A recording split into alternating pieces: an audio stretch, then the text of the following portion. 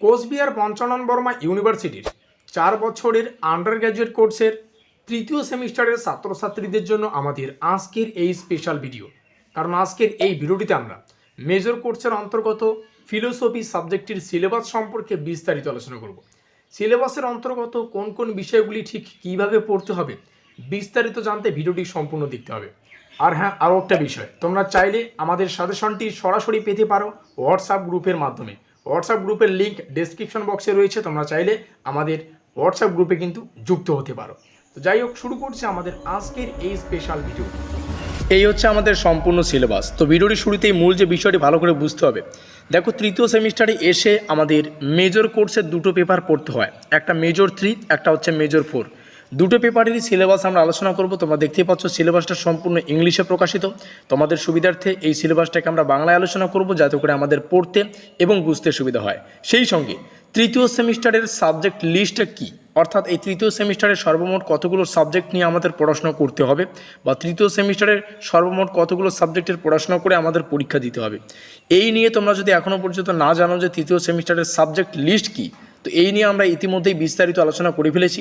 তোমরা ডেসক্রিপশন বক্সে একটা ভিডিও লিঙ্ক পাবে, তোমরা সেখান থেকে ওই ভিডিওটি দেখে নিতে পারো, যেখানে আমরা স্পেশালি আলোচনা করেছি যে তৃতীয় সেমিস্টারে মেজর এবং মাইনর কোর্সের পাশাপাশি আরও কোন কোন সাবজেক্টগুলো নিয়ে পড়াশোনা করতে হবে।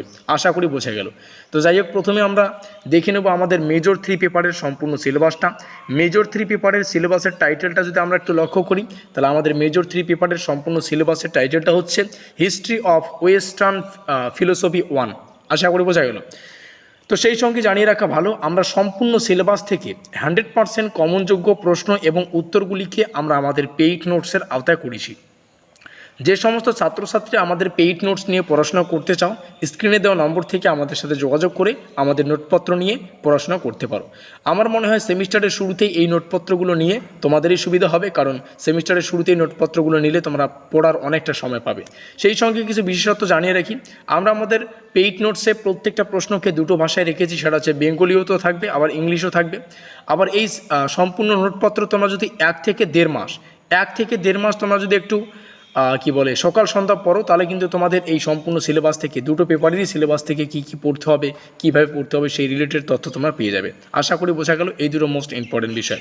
সেই সঙ্গে তোমরা যদি অন্য কোনো জায়গায় অফলাইন প্রাইভেট টিউশন পড়তে পারো, সেটাও তোমরা পড়তে পারো। তবে আমাদের পেইড নোটস নিলে আর তোমাদের অন্য কোনো অফলাইনের মাধ্যমে প্রাইভেট টিউশন পড়তে হবে না। কারণ দেখো, পেইড নোটস যদি নিয়ে নাও, আমাদের পেইড নোটস পেমেন্ট করার 1 মিনিটের মধ্যেই পেয়ে যাবে। 1 থেকে 1.5 মাস পড়লেই সেভাবেই তোমরা সিলেবাসে কী কী আছে না আছে বুঝতে পারবে। বাকি সময়গুলো তোমরা প্রস্তুতি করতে পারবে। সেই সঙ্গে অফলাইনে তোমরা যদি প্রাইভেট টিউশন পড়ো, অন্য কোনো জায়গায় যে কোনো টিচারের কাছে পড়ো, আমি কোনো শিক্ষক শিক্ষিকাকে এখানে টার্গেট করে কোনো কিছু বলছি না। তবে দেখো, সেখানে কিন্তু সেক্ষেত্রে তোমাদের 3 থেকে 4 মাস প্রাইভেট টিউশনে যেতে হবে। 1 সপ্তাহে তোমাদের 2টো ক্লাস হবে। 1 সপ্তাহে একদিনে ধরে নিলাম 2টো করে প্রশ্ন লেখা হবে, তাহলে 1 সপ্তাহে তোমাদের 4খানা প্রশ্ন হচ্ছে। সেই দিকে তোমরা যদি আমাদের পেইড নোটস জাস্ট 1 সপ্তাহ রিডিং পড়ো, শুধুমাত্র যদি রিডিংও পড়ো, তাহলে সিলেবাসে কী কী আছে, কোন প্রশ্ন কোথা থেকে তোলা হয়েছে, কোন কোন প্রশ্ন গুরুত্বপূর্ণ, উত্তরে কী রয়েছে, সেই বেসিক কনসেপ্ট তোমাদের মাথায় চলে আসবে। সেই 4টা প্রশ্ন অফলাইনের একটা ফিজও তোমাদের বেশি দিতে হবে। অফলাইনে ম্যাক্সিমাম 15 থেকে 1,500 টাকা, 1500 থেকে 1,500 টাকা থেকে তোমাদের 2,000 টাকা কিন্তু ফিজ দিতে হচ্ছে। তো খুব ভালো হবে আমাদের পেইড নোটসটা নিয়ে নাও, পড়াশোনা করো। তো যাই হোক, এখান থেকে আমরা এখন সিলেবাসটা আলোচনা করছি। আমাদের মেজর 3 পেপারের ইউনিট 1 আমরা এখানে দেখতে পাচ্ছি, যেখানে আমাদের প্লেটো রয়েছে, অ্যারিস্টটলের রয়েছে, বিষয়গুলো আমাদের পড়তে হবে। এখান থেকে আমরা দেখতে পাচ্ছি আমাদের মেজর 3 পেপারের ইউনিট 2। তো সম্পূর্ণ সিলেবাস আমরা আবার আলোচনা করব। যাদের ইংলিশের সিলেবাসটা প্রয়োজন, তোমরা এখান থেকে ইংলিশ সিলেবাসটা দেখে নিতে পারো, ঠিক আছে।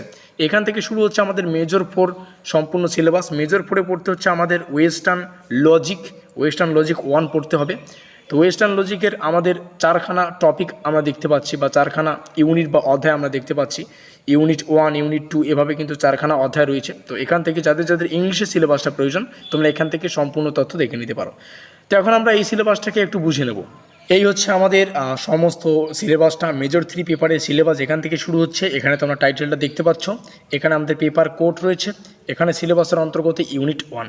তোমাদেরকে রিকোয়েস্ট করবো সিলেবাসের অন্তর্গত প্রত্যেকটা বিষয় খাতায় লিখে রাখতে, যাতে করে তোমাদের একটু বুঝতে সুবিধা হয়, ঠিক আছে। এখান থেকে মেজর 4-এর পেপারটা শুরু হচ্ছে। সিলেবাসে কী কী আছে অবশ্যই খাতায় লেখা গুরুত্বপূর্ণ। সেই সঙ্গে পেইড নোট লাগলে আমাদের সাথে যোগাযোগ করে আমাদের নোটপত্র নিতে পারো। ইউনিট 4 এই হচ্ছে আমাদের সম্পূর্ণ সিলেবাস। তো ভিডিওটি ভালো লাগলে অবশ্যই লাইক করে দিও, বন্ধুদের কাছে শেয়ার করে দিও। সেই সঙ্গে ভিডিওটি শেষ পর্যন্ত দেখার জন্য সবাইকে অসংখ্য ধন্যবাদ। আমাদের আজকের এই স্পেশাল ভিডিওটি এই পর্যন্তই।